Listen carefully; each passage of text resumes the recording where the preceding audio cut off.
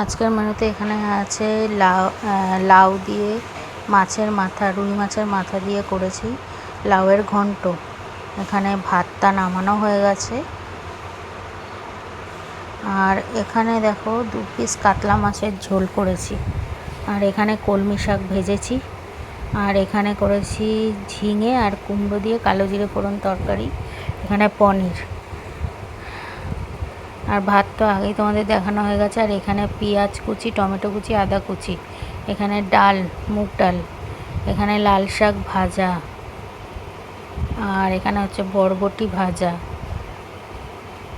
আর এখানে ভেতরে দেখো আছে পটল ভাজা আর হচ্ছে বেগুন ভাজা।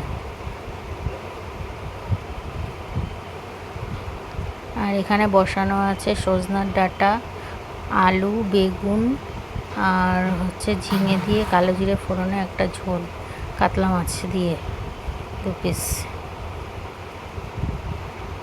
আর এখানটায় দেখো এখানে মাংস বসানো আছে 4-5 পিস মতো মাংস ঝোল।